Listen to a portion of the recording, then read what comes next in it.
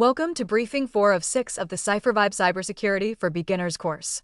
Today, we will make autonomous red teaming with LLM agents understandable, practical, and connected to the rest of your learning path. The defensible 2026 conclusion is conditional. Agents can scale reconnaissance, hypothesis generation, tool orchestration, and known vulnerability exploitation under controlled conditions. They still struggle with long horizon planning, ambiguous environments, stealth, novel vulnerability research, business context, and safe judgment under changing scope. The purpose of this lesson is not to memorize a collection of terms. It is to build a mental model you can apply when tools, platforms, and threats change. We will define the core ideas, walk through a repeatable defensive workflow, examine mistakes that frequently mislead beginners, design useful safeguards, and finish with a safe portfolio exercise. Throughout the course, remember that security work begins with authorization, scope, and evidence. Use the exercises only on local systems you own or environments you have explicit written permission to assess. Pause when you need to. Write concepts in your own words, record observations, and distinguish what the evidence proves from what you are merely assuming. That habit is more valuable than rushing through another tool demonstration. Start with 4 concepts that provide the vocabulary for autonomous red teaming with LLM agents. First, an autonomous red team agent combines a language model with tools, memory, planning, credentials, environment feedback, and a policy governing allowed actions. Second, benchmark results depend on target design, time budget, available tools, prior knowledge, success criteria, and whether the task contains known or novel vulnerabilities. Third, parallelism and low marginal cost can make an agent operationally valuable even when its per-attempt reliability remains below an expert human. Fourth, human comparison must include scoping, creative chaining, business impact reasoning, client communication, safety, and evidence quality, not shell acquisition alone. Do not study these as isolated definitions. Ask which asset or business service is involved, where the relevant trust boundary sits, which identity performs the action, and what reliable evidence would show that the control worked. Security reasoning is a chain. Source evidence supports an observation. The observation supports a conclusion. The conclusion informs a proportionate decision. The decision has an owner, an expected result, and a way to verify it. When any link is missing, say so. A professional explanation can include uncertainty without becoming vague. For example, a network record may prove that 2 addresses communicated, but it may not prove which human initiated the action or whether the content was malicious. Use diagrams whenever a relationship is difficult to explain in a sentence. Mark identities, systems, data flows, boundaries, and controls. A simple, accurate diagram is more useful than a crowded picture that implies knowledge you do not have. Now turn the mental model into a repeatable workflow.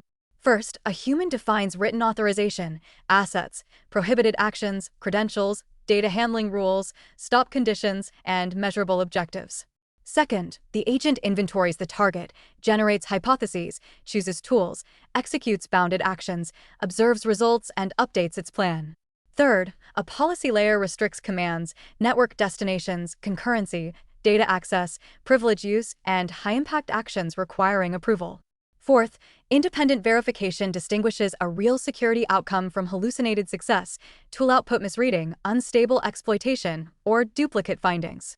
Fifth, the human expert validates impact, removes unsafe artifacts, communicates evidence, recommends fixes, and decides whether deeper manual testing is required. Before acting, define the objective, scope, owner, and success condition. Collect the smallest amount of trustworthy evidence needed to understand the situation. Preserve timestamps and sources so another person can follow your reasoning. Priorities should be explainable.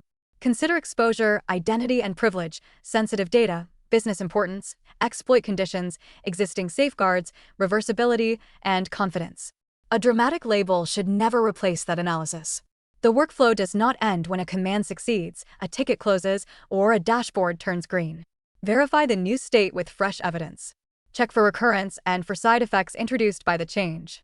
Document the result in plain language: what you observed, what you concluded, what you changed, who approved it, what evidence confirms the outcome, and what uncertainty remains. This disciplined loop, observe, interpret, decide, act, verify, and learn, appears in every cybersecurity specialty. Understanding failure modes will protect you from attractive but unreliable shortcuts.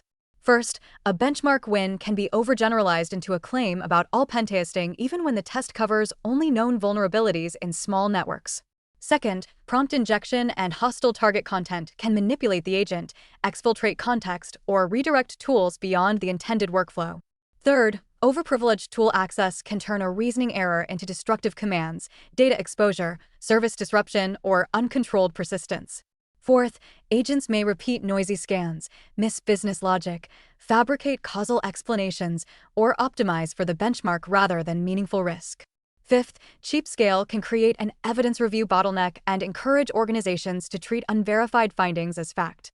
These mistakes often share one cause: confusing an available signal with a complete explanation. A tool can report a finding, a successful action, or a score while important scope, context, ownership, and verification remain missing. Avoid absolute claims.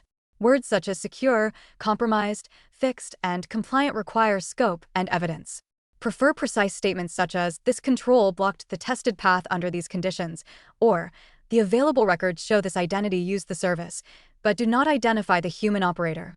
Also resist copying commands without understanding their inputs, outputs, permissions, and side effects. Run one controlled change at a time and record what happened. If an exercise does not behave as expected, that is useful evidence. Stop, inspect the environment, revise the hypothesis, and explain the difference. Good security work is not a performance of certainty, it is careful reasoning under imperfect information. Reliable security uses layers because no single control can prevent every failure. First, require explicit authorization, target allow lists, isolated execution, scoped credentials, action budgets, rate limits, and automatic stop conditions. Second, separate planner, executor, verifier, and reporter roles so the same model is not the sole judge of its success. Third, gate destructive, privilege changing, persistence, data access, and external communication actions behind accountable human approval. Fourth, capture prompts, commands, tool output, network activity, artifacts, model versions, and decision traces in tamper-evident logs. Fifth, evaluate against realistic held-out environments using exploit success, evidence accuracy, safety violations, time, cost, and human review effort. For each important risk, ask 5 questions. What makes the event less likely? What evidence would reveal it? Who can contain it? How will trustworthy operation be restored? Who owns the decision and accepts remaining risk? Least privilege applies to people, applications, devices, automation, data stores, and administrators. Access should be scoped, separated, monitored, reviewed, and removed when it is no longer needed. Every important control needs a test strategy. Include representative normal activity, negative cases, misuse, dependency failure, and rollback. A written policy is not evidence that a technical or operational control works. Design for humans. A safeguard that is impossible to use correctly will be bypassed. Provide safe defaults, understandable messages, usable recovery, and clear escalation. Finally, preserve the evidence trail from observation through decision, action, and verification. That history supports investigations, audits, lessons learned, and honest measurement. Turn this briefing into an action plan.